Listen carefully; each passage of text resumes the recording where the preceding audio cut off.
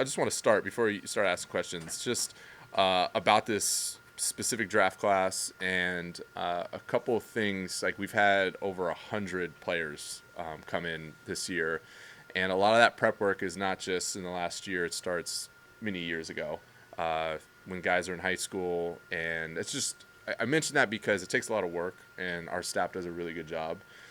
Specifically, Dotun Akinwale, who has been leading this process and scheduling all the guys to come in and speaking with their agents. It's not an easy task, and I've tasked him with that over the last 2 years, in fact, and I think he's done a hell of a job. And it's something where he probably doesn't get enough credit for that, and he'd be the first guy to mention a number of other people that help him with that. But for him specifically, he's a huge part of what we do, and I'm grateful for him. So we are where we're at and as prepared as we are today because of him. And I'm really excited about this group. I think if anyone's done any homework on this draft class specifically, it's a good crop of players and people. So it's a good one. So I just want to start by saying that. What specifically do you like about this group? Why do you say it's a good group? So speaking with them in Chicago in all the interviews, just the collective maturity that maybe it was just the guys that we had a chance to talk to, but even speaking with them here, there's something to be said about that.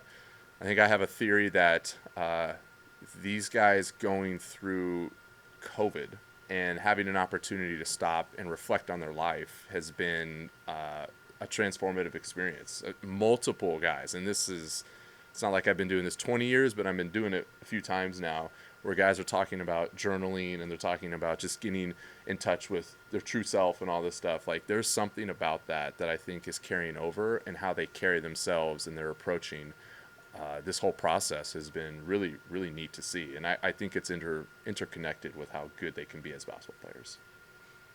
And picking at 15, how do you guys feel about the options that you have in that kind of group of guys there? We're comfortable. The draft and the spectrum of possibilities, I think that's most likely what happens is picking at 15, but we're still looking at options to move up. There's some options where if we want to move back, because we do feel like it is I guess the word is strong, but I think there's a lot of depth there. So still a few days. Given you guys have traded quite a few draft picks in the past year or so, what's the chance that how does that impact your decision on whether to keep this pick or not? It definitely, it's part of it. I think it is, the biggest part is just getting to know the guys. Like at 15, it's a good player. Like I like the group that I believe will be there at 15. So you don't see trading the pick, basically? I would never say never, but I think if the draft were tomorrow, like we'd likely be picking that. Who knows? Somebody can come in with an offer and I'd say like, all right. How do you balance what you're looking for in the draft to the fact that you have already a pretty deep roster and some young guys who are on the doorstep of the rotation? Yeah, so the draft is always the talent acquisition that most likely pans out to be your best players in the future. You know, if you look at the star players around the league, they're still with the teams that drafted them. And, you know, you don't necessarily get those types of players at 15. You got to go a little higher. But the balance is more so this is our opportunity to get guys with high upside. So it's not necessarily positional need. It's all about Hawks DNA and how they fit into the system that we're building under Quinn, and ultimately who they can become as players and the level of player that they can become. That's all at the forefront of how we're evaluating where we would pick or who we would pick. Yeah, kind of along those lines. I mean, is it difficult to focus on a player or position, not really knowing what's going to happen once you guys start making any potential trades for the roster? I don't think so.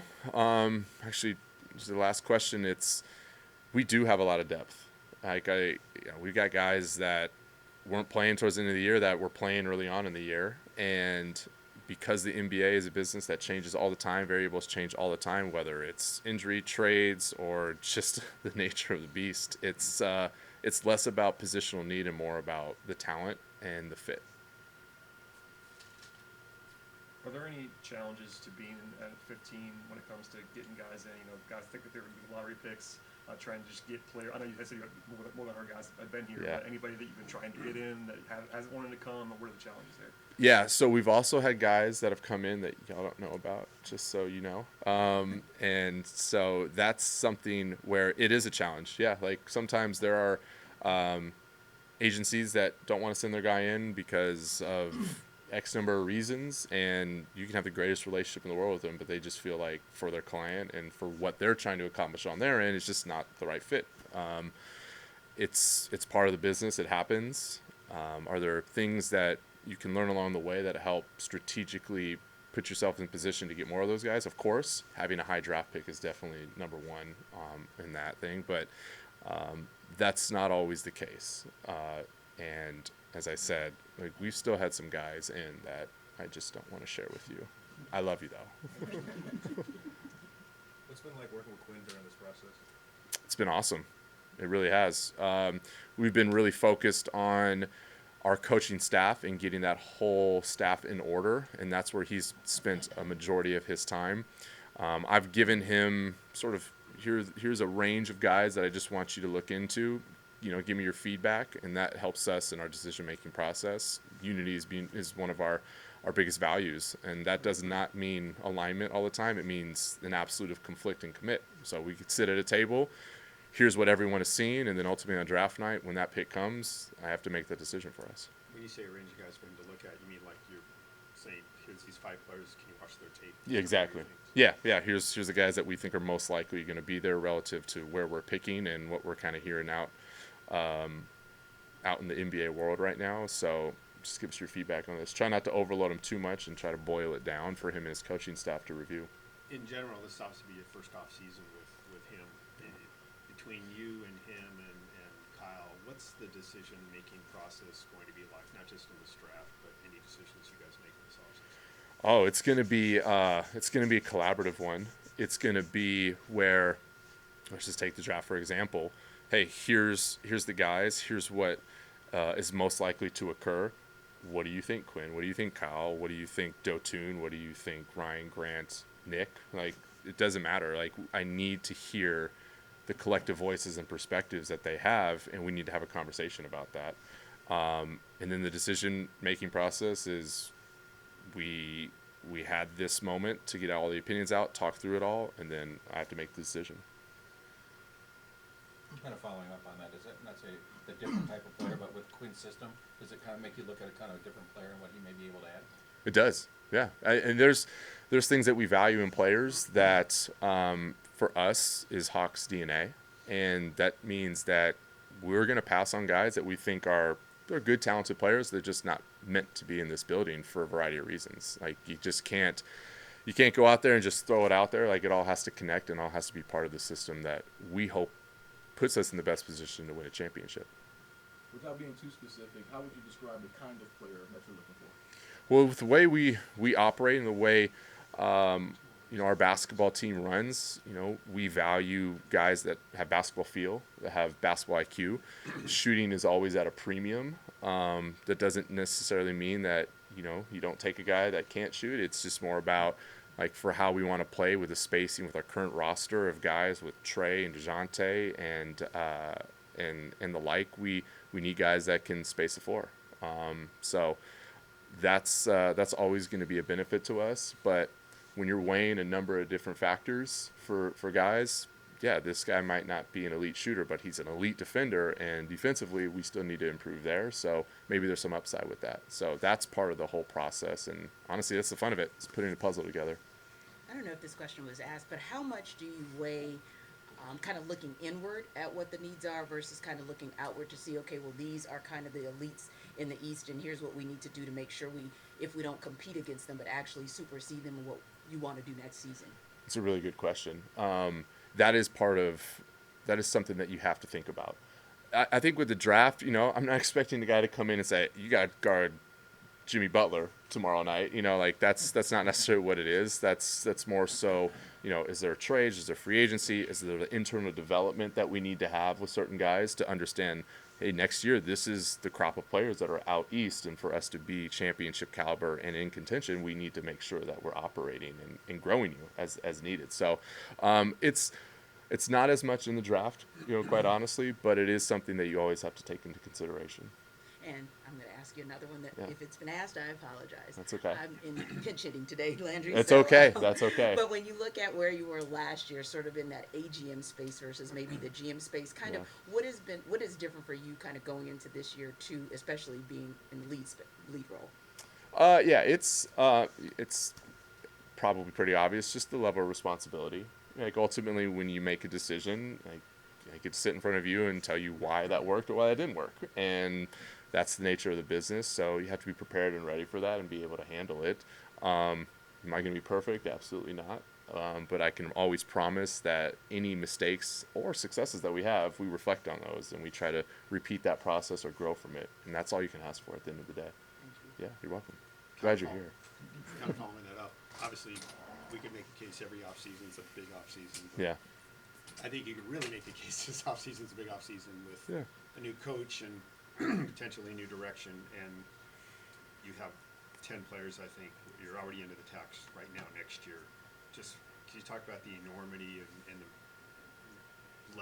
significant level of decisions that you have to make and the difficulty, your approach on that? Just, I know it's kind of a global, not specific question, but just like, Oh, I understand. your thoughts. Oh, don't worry. I understand it. I understand it. I appreciate that question. I don't know. When you use words like the difficulty and enormity, I can understand that, and I could see it like that. I don't necessarily feel that, and maybe that's a good thing. Like if I'm sitting in the seat, you got to feel it some, but I don't necessarily feel the overwhelming pressure of it all, and it almost feels like this is kind of how the NBA is, and you kind of are built for it or you're not. But you're right. Like every offseason is a great opportunity. And for us specifically, we're going to have a lot of new faces. And that means relational dynamics are changing constantly. And I've only gotten a foretaste with Quinn in his lone seat. And then as we're building out the staff and seeing them with our current players that are in the building working out, and also with the draft players. And I love the energy. And maybe that's the new energy that every NBA team has. But our process and the way in which we planned and how strategically we've gone about creating more diversity and creating broader perspectives and making sure that we have individuals growing within themselves, whether it's players or the staff members, has been crucial. And perhaps the enormity of it is not felt with that word specifically, because I also find it very fun. And I find it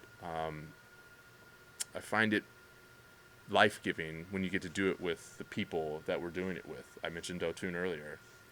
It's a big puzzle piece, and he's working through it. And so to give him some clarity and some help and assistance in his role, for me, that alleviates and mitigates perhaps the pressure of it, because I'm delegating and I'm absolutely leaning on others to do this whole thing with us. So that's him. That's a number of our staff members. That's Quinn. So I don't know if I answered your question, but I don't know. that was a lot there. The last 2 months obviously gave Quinn some insight. Who goes left well, who goes right well, Yeah. who to use in certain situations. Yeah. Did it give you any insight in terms of, okay, moving forward in this offseason, we keep him, we don't keep him? I mean, I'm just wondering if you sort of look at it like that. So no, actually, there has not been conversations about you keep him, you don't keep him. You more so look at it where you have a conversation about him. How does he fit within this? Because maybe he doesn't fit in this specific way, but if you change this over here, well, now it becomes a lot more interesting. So those have been more so the conversations, as opposed to getting a room and be like, yes, no, maybe, yes. And I've appreciated that. And I think just meeting him at a basketball level, if I'm talking with him, talking with Kyle, we're all in this together, to be able to connect and almost have like a coach's mind and saying, if you put a player here in the deep corner, has that change and affect everything else? Well, that player that could have been a no now becomes, like I said, much more interesting for us, because it opens up a level of opportunity for us in a half-court setting, which is crucial for the playoffs. And those have been typically the conversations. And it hasn't gotten to the point of him, I'm going and saying, like, who is it? Like, it's just, that's not our process. But it has to be kind of a cool cheat code, because it's interesting, you bring him in like about 22 games before the season, so you still get an opportunity to kind of work with him, kind of see how his mind operates. That's got to be a little bit of an advantage as opposed to maybe having hired a new coach at the end of the season. Yeah, no, we took a swing there, and with where we were at, we felt the change was needed at the time, and we thought that like our previous coaches had done a really good job of getting us to that next point. We just needed to do something differently, and we saw a coach on the market who we highly valued, and we thought maybe there's an opportunity there. So in order to kind of take that swing, obviously benefited.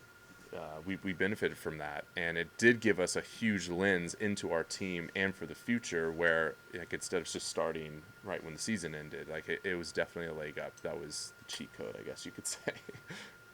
With where you guys are at right now as a team, as a roster, what's the balance going into the draft between thinking, okay, do we really need a guy who can help us now, Mhm. or which could mean a trade, or okay, we're okay with long-term development?